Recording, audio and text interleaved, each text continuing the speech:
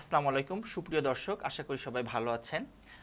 Daily citizen voice সবার জন্য স্বাস্থ্য অনুষ্ঠানটি দেশ বিদেশ থেকে যে যেখান থেকে দেখছেন সবাইকে স্বাগত। আমি ডাক্তার মোহাম্মদ মারুফুল হাসান এবং আমাদের সাথে আজকে উপস্থিত আছেন ডাক্তার মোহাম্মদ আল মাহমুদ, আবাসিক সার্জন, নাক কান গলা বিভাগ, রাজশাহী মেডিকেল কলেজ হাসপাতাল। স্যারের সঙ্গে আমরা আজ আলোচনা করব টনসিল ও অ্যাডিনয়েড এর সমস্যা ও তার প্রতিকার। স্যার, আপনাকে স্বাগত। ধন্যবাদ ডাক্তার মারুফুল হাসান।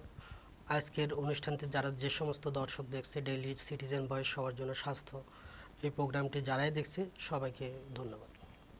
স্যার, আপনার কাছে আমাদের কাছে কিছু প্রশ্ন আছে আর কি, যেগুলো সাধারণত অভিভাবকরা বা সাধারণ মানুষেরই প্রশ্ন আর কি, তারা যে সমস্যাগুলো আর কি ফেস করে থাকে। তো প্রথমত যদি আপনি ধারণা দিতেন আসলে টনসিল বা অ্যাডিনয়েড আসলে কি জিনিস, এবং এটা সাধারণত এদের কাজ কি? আমরা ডেইলি চেম্বার প্র্যাকটিস বা পাশাপাশি মেডিকেল কলেজে আরএসের থাকা অবস্থায় যে সমস্ত রোগীগুলো আসে তাদের একটা বড় পোর্শনই টনসিল অ্যাডিনয়েড সমস্যা নিয়ে আসে এবং এসে বলে যে কথাটা যে দেখেন তো স্যার আমার বাচ্চার টনসিল আছে কিনা। আসলে টনসিল অ্যাডেনয়েড এটা সবারই থাকে। এটা এক ধরনের লসিকা গ্রন্থি এবং এটা আমাদের ইমিউনো সিস্টেমে একটা রোল প্লে করে, যে কারণে সবারই আছে। টনসিল সারা জীবনই থাকে, কিন্তু অ্যাডেনয়েডটা একটা সার্টেন এজের পরে আস্তে আস্তে রিগ্রেস করতে থাকে। টনসিল বলতে আমরা যেটা বুঝি সেটাকে মূলত বলি প্যালাটাইন টনসিল, যেটা আমরা একটু হা করলেই অরোফ্যারিংসে দুই সাইডে দুইটা বড়। আর অ্যাডেনয়েড বা এটার আরেকটা নাম ন্যাজোফেরিঞ্জিয়াল টনসিল, এটা মূলত থাকে আমাদের নাকের পেছনে এবং এটা সার্টেন এজ পরে অ্যাডেনয়েড বা ন্যাজোফেরিঞ্জিয়াল টনসিল অটোমেটিক রিগ্রেস করে যায়, কিন্তু টনসিল সারা জীবনই থাকে।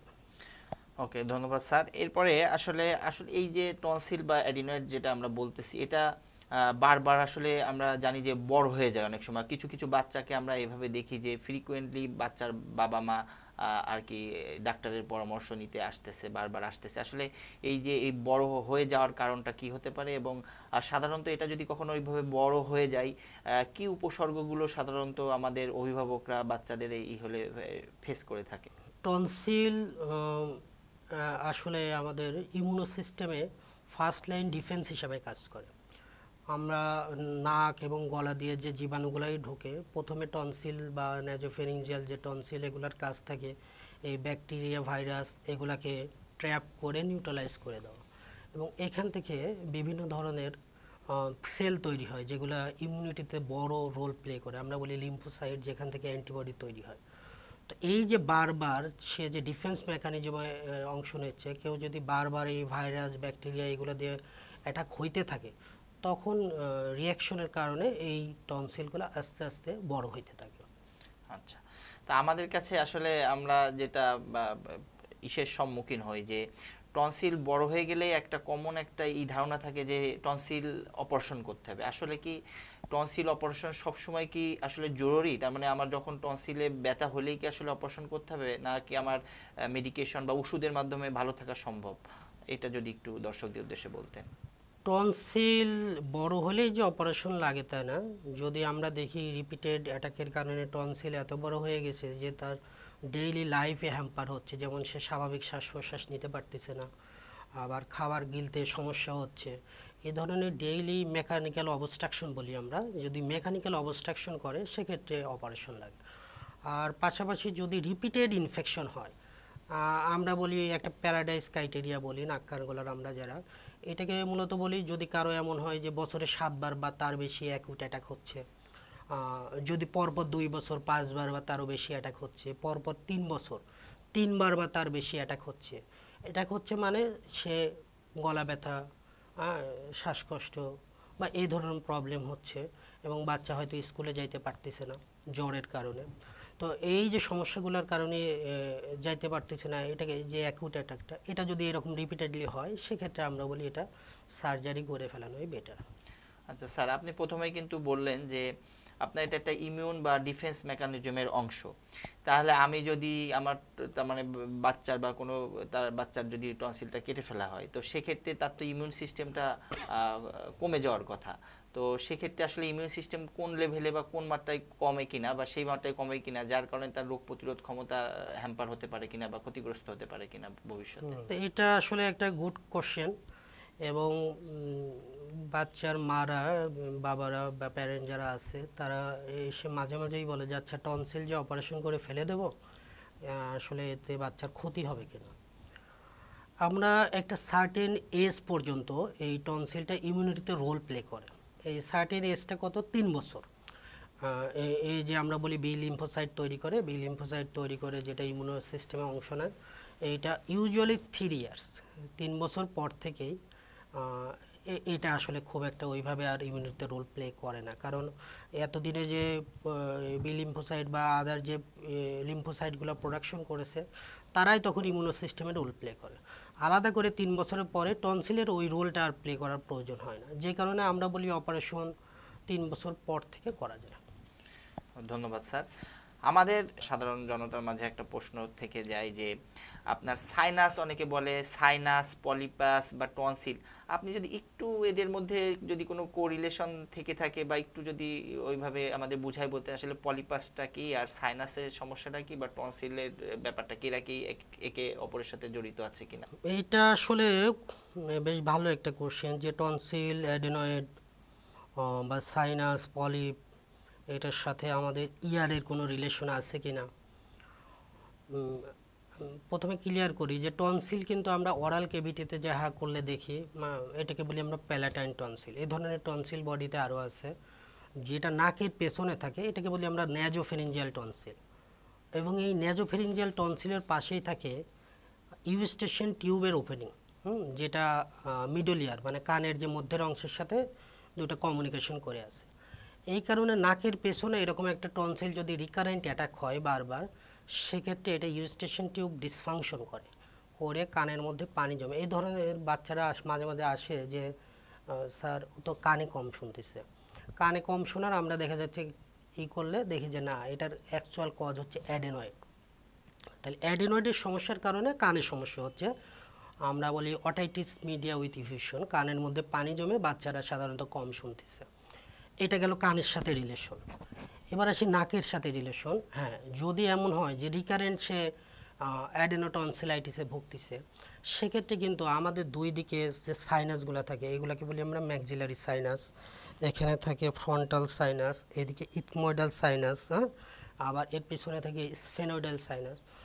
যখন একটা বাচ্চা রিকারেন্ট ইনফেকশন হবে, তখন এই সাইনাসগুলোও অবস্ট্রাকশন হয়ে এইগুলোতেও কী হবে, ফ্লুইড কালেকশন হয়ে সাইনোসাইটিস ডেভেলপ করতে পারে।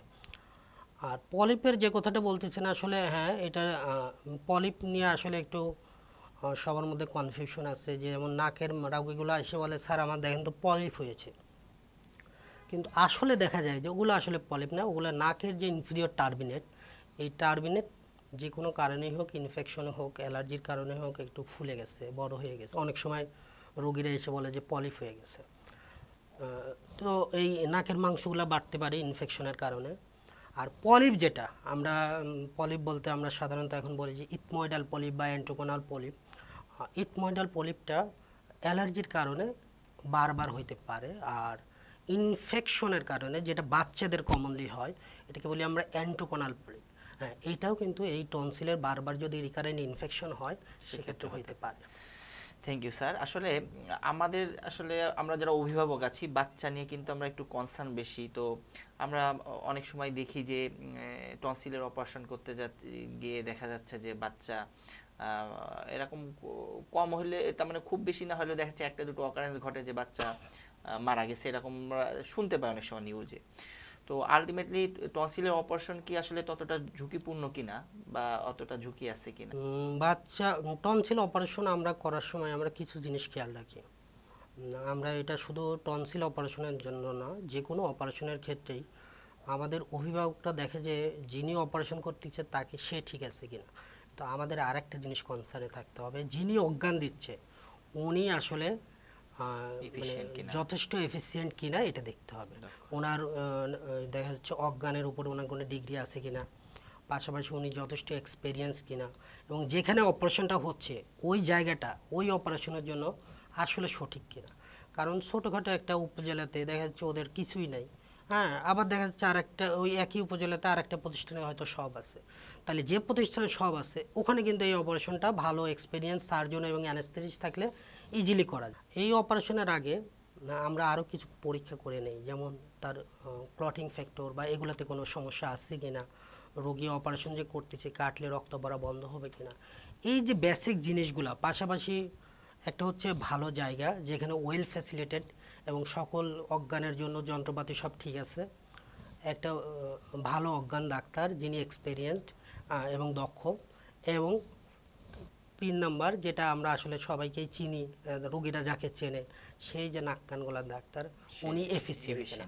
এই 3টা যদি ঠিক থাকে সাধারণত এই ধরনের অকারেন্সগুলো ঘটে না। সুপ্রিয় দর্শক, স্যারের এই কথার মাধ্যমে কিন্তু আমরা একটা গুরুত্বপূর্ণ ইস্যু বুঝতে পারলাম, সেটা হচ্ছে যে আমরা অনেক ক্ষেত্রে এই ভুলটা করে ফেলি। আমরা দেখা যাচ্ছে অল্প টাকায় অনেক জায়গায় যেখানে পরিপূর্ণ সেট আপ নেই, দেখা যাচ্ছে এমন হতে পারে যে দক্ষ সার্জন নেই, দক্ষ অ্যানাস্থেটিস্ট বা অজ্ঞান বিশেষজ্ঞ নাই, দক্ষ আমার যে ইনস্ট্রুমেন্ট বা আমার যে ফ্যাসিলিটি বা আমার যে হাসপাতালের কোয়ালিটি ভালো না, সেই সব জায়গায় অল্প খরচে অনেক ক্ষেত্রে আমরা কিন্তু অপারেশন করে ফেলি, যার কারণে অনেক সময় কিন্তু দুর্ঘটনা ঘটে। তো এর মাধ্যমে আমাদের লার্নিং যে আসলে আমাদের এইগুলোও দেখে নেওয়া জরুরি যে আমার যে সার্জন, আমার যে অজ্ঞান যে ডাক্তার করছেন তারা এফিশিয়েন্ট কিনা, আমি যেখানে আর কি অপারেশন করব সেই হাসপাতালটা যথেষ্ট স্ট্রাকচার্ড কিনা, এবং আমাদের সাথে সাথে বেসিক যে পরীক্ষাগুলো করে নিতে হয় স্যার বললেন, এই পরীক্ষাগুলো আমরা করতেছি কিনা, যে আমার অপারেশনের পরে সেলের সেই ঝুঁকিটা কতটুকু সেটা বুঝে নেওয়ার জন্য। তো স্যার আমরা আপনার কাছে নেক্সট কোশ্চেনে যেতে চাই, সেটা হচ্ছে যে আমরা তো বাচ্চা নিয়ে আলোচনা করছি, তো বড়রাও অনেক সময় দেখা যাচ্ছে 14, 15, 16, 18 বছর বয়সের অনেক বাচ্চাকেও আমি দেখেছি যে টনসিলের সমস্যার কথা তারা বলতেছে। আসলে টনসিলটা কত বছর বয়স পর্যন্ত হতে পারে, একেবারে বুড়াদেরও হতে পারে কিনা, বা শুধু ইয়াংদের মধ্যেই সীমাবদ্ধ, এই ব্যাপারে যদি একটু বলতেন। আসলে টনসিল বা অ্যাডিনয়েডের সমস্যা বাচ্চাদেরই বেশি হয়, কিন্তু এজড পারসন যারা তারাও যে এটা থেকে মুক্ত তা না। যেমন আমার কাছে এখনও বেশ কিছু রুগী মাঝে মাঝেই ফলো আপে আসে বা সমস্যা নিয়ে আসে, যে তাদের কারো কারো বয়স হয়তো 60, কারো কারো বয়স 70, এসে বলে গলা ব্যথা বাবা একটু বাঁচান, বারবার ইনফেকশন হচ্ছে, কি করণীয়। তো ইনফেকশন হইতে পারে, হ্যাঁ, তবে আমরা এই অপারেশনটা ইউজুয়ালি যেটা করি টনসিল বা অ্যাডিনয়েড বা নাক অপারেশন, এগুলো ইউজুয়ালি আমরা 45-এর পরে অ্যাভয়েড করতে চাই, কারণ তার আরও নানান রিস্ক ফ্যাক্টর তখন ডেভেলপ করে, যে কারণে সাধারণত আমরা টনসিল করি না।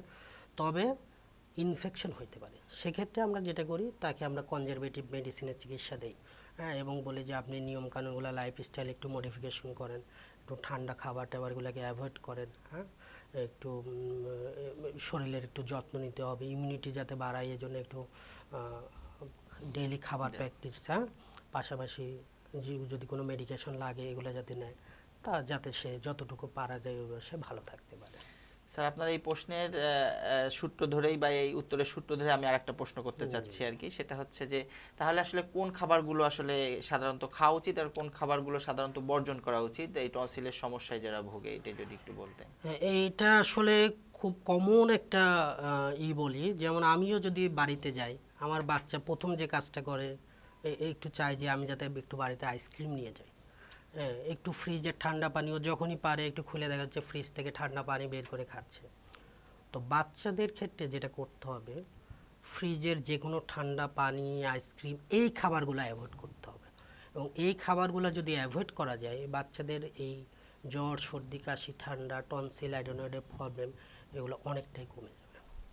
এবং আরেকটা জিনিস আমি একটু এখানেই বলে নেই, ওই যে যেটা বললাম আমরা অ্যাডিনয়েডের প্রবলেম থেকে otitis media with effusion develop করে বা কানের মধ্যে পানি জমে, এইটার কারণে যেটা করা উচিত বাচ্চাদের একটু যে খাবারগুলো খাইলে একটু চিবানো খাবার শক্ত খাবার, আমরা বলি চাল ভাজা ডাল ভাজা চুইনগাম, এই প্র্যাকটিসটা একটু বাড়ানো দরকার। তাইলে হবে কি ওদের ওই ইউস্টেশন টিউব ডিসফাংশনটা একটু কম হবে, এবং নাক বা গলার যে ইনফেকশন এটা তখন কানে যাওয়াটা একটু কমবে, হ্যাঁ, এই সমস্যাগুলো তখন কম আসবে। জি স্যার, আমি তার মানে আমার কিছু একটা প্র্যাকটিক্যাল একদম এক্সপিরিয়েন্স আপনার সঙ্গে একটু শেয়ার করি। দেখা যাচ্ছে যে আমি একজন রক্তরোগ বিশেষজ্ঞ, তো আমি দেখা যাচ্ছে অনেক সময় ফেস করি যে টনসিল অনেকের বয়স্ক রোগী, যেগুলো আমরা বললাম সাধারণত আমরা এখানে যে অনেক বয়স্ক রোগী সে টনসিলের সমস্যায় ভুগছে, এবং অনেক ক্ষেত্রে কিন্তু আমরা বায়োপসি করে সেটা লিম্ফোমা, নন হজকিং লিম্ফোমা এভাবে ডায়াগনোসিসও হয়েছে, বা আমরা এভাবে করে থাকছি। তো সেক্ষেত্রে যারা বয়স্ক রোগী যদি টনসিলে ভোগে, তা আমাদের ক্ষেত্রে সেক্ষেত্রে যদি টনসিল এইভাবে বড় থাকে, এই জিনিসটাও বোধহয় কনসার্নে আমাদের সেক্ষেত্রে রাখার প্রয়োজন আছে মনে হচ্ছে। হ্যাঁ, ধন্যবাদ। আসলে এই পর্যন্ত বেশ কিছু রোগী পেয়েছি যে আসছে, দেখি যে তার টনসিলগুলো অনেক বড় নর্মালের থেকে, আবার কারো কারো ক্ষেত্রে শুধু একদিকে বড়, হ্যাঁ, ইউনিলেটারাল, আমরা বলি ইউনিলেটারাল টনসিলাইটিস নিয়ে আসছে। তো এইটা যদি আমরা সাসপেক্ট করি ইট মে বি ম্যালিগন্যান্সি বা ক্যান্সার, সেক্ষেত্রে আমরা যদি যত বয়সী হোক তখন তার আমরা বয়সের দিকে তাকাই না। যেমন কিছুদিন আগেই বোধহয় মাসখানেক আগে একটা রোগীর অপারেশন করলাম, তার ইউনিলেটারাল টনসিলেক্টমি করলাম। তার একদিকে টনসিল হিউজলি এনলার্জ হয়ে এবং আলসারেশন হয়ে আছে, এবং আমি সাসপেক্ট করতেছিলাম দিট মে বি ম্যালিগন্যান্সি বা ক্যান্সার। তো তখন ভালো দক্ষ অ্যানেস্থেটিস্ট নিয়ে অপারেশনটা করলাম, এবং যেটা ধারণা করছিলাম ক্যান্সার আসলো, এবং পরবর্তীতে রোগীকে আমি একটু অনকোলজিস্টের কাছে পাঠিয়েছি যাতে পরবর্তী চিকিৎসা নিতে পারে। স্যার, এই সূত্রধরে আমি আর একটা প্রশ্ন করতে চাই, সেটা হচ্ছে অনেক ক্ষেত্রে এই ক্ষেত্রে আসলে ম্যালিগনেন্সি তো দুই প্রকার আছে আমরা জানি, তার মানে আমরা বেসিক্যালি বলে থাকি যে একটা হচ্ছে সলিড ম্যালিগনেন্সি, যেটা হচ্ছে, আর একটা হচ্ছে আমাদের ব্লাড ক্যান্সার। আমরা যেগুলো করি সলিড ম্যালিগনেন্সি বলতে আমরা যে কোনো জায়গায় লাং, অ্যাবডোমেন বা গলার সব জায়গায় বুঝি। তো আমরা দেখা যাচ্ছে অনেক সময় লিম্ফোমা বলে একটা ব্লাড ক্যান্সার আছে, সেটাই আর কি সাধারণত ব্লাড ক্যান্সার বিশেষজ্ঞ যারা আছেন তারাই ডিল করে থাকেন। তো আপনাদের মাঝে আসলে যেমন টনসিলটা আমরা পেলাম, অনেক সময় আমরা দেখা যাচ্ছে এমন পেতে পারি যে সেকেন্ডারি মেটাস্টেসিস, কোনো কার্সিনোমা, ব্যাডিনো কার্সিনোমা, এইগুলো পেতে পারি। অনেক সময় লিম্ফোমা আসতে পারে। তো আসলে আপনারা কোন ক্ষেত্রে কোন ধরনের বিশেষজ্ঞের পরামর্শ দেন যে ধন্যবাদ। ধন্যবাদ। আসলে বাচ্চাদের ক্ষেত্রে কিন্তু লিম্ফোমা আসে মাঝে মাঝে, হ্যাঁ, বিশেষ করে এই ধরনের বাচ্চারা আমাদের কাছে কি নিয়ে আসে, সার্ভাইকাল লিম্ফেডেনোপ্যাথি নিয়ে, যে গলাতে রোগীর বাবা মা এসে বলে যে স্যার দেখেন বড় হয়ে গেছে, ফুলে গেছে, লিম্ফ নোড আমরা বলি, দেখা যাচ্ছে মাল্টিপল লিম্ফ নোড বিভিন্ন জায়গায় বড় হয়ে গেছে। তো এই ধরনের ক্ষেত্রে আমরা যেটা করি, আমরা এটা আমরা একটু বায়োপসি নিই, সার্ভাইকাল লিম্ফ নোড আমরা বায়োপসি করি, এবং বায়োপসির ক্ষেত্রে যদি আমরা লিম্ফোমা দেখি যে লিম্ফোমা, তো স্বাভাবিক এটা আমরা হেমাটোলজিস্টের কাছে পাঠাই যাতে পরবর্তী সঠিক চিকিৎসা নিতে পারে। আচ্ছা স্যার, আমরা অনুষ্ঠানের শেষ প্রান্তে, আমি সর্বশেষে আপনাকে আর একটা কোশ্চেন করব, সেটা হচ্ছে আমরা আসলে আজকে বুঝলাম উপসর্গগুলো, বুঝলাম আমাদের জন্য করণীয় কি, বুঝলাম অপারেশন সম্পর্কে জানলাম, বয়স্কের ক্ষেত্রে কি করতে হবে সেটাও বুঝলাম। এখন অনেক ক্ষেত্রে আমরা এটা হয়ে থাকে যে আমরা কিন্তু ওই যখন টনসিল বা গলা ব্যথা, আমরা গলা ব্যথা হলে অনেক সময় অন্য গলা ব্যথাতেও আমরা টনসিল হিসেবে নিজেরাই ট্রিট করে ফেলি অনেক সময়। তো দেখা যাচ্ছে বারবার আমরা অ্যান্টিবায়োটিক খাই। তো এই যে বারবার টনসিলের জন্য হোক বা গলা ব্যথার জন্য যে অ্যান্টিবায়োটিক আমরা খাই, এতে আসলে এই ব্যাপারে আপনার কোনো পরামর্শ আছে কিনা? আসলে এইভাবে আমরা এটা করা উচিত নাকি আসলে আমাদের কি করা উচিত? আসলে প্রথমেই কথা বলতে গিয়ে বোধহয় স্কিপ হয়ে গেছে যে বাচ্চারা আসলে টনসিলের সমস্যা নিয়ে আমাদের কাছে কি নিয়ে আসে, রিকারেন্ট অ্যাটাককে জ্বর, সর্দি, কাশি, গলা ব্যথা, শ্বাস নিতে না পারার সমস্যা, হা করে ঘুমায়, মুখ দিয়ে লালা পড়া, এবং আর একটা কমন যেটা হচ্ছে বাচ্চাদের বয়সের তুলনায় বাচ্চার বৃদ্ধি কম, হ্যাঁ, রিকারেন্ট অ্যাটাকের কারণে।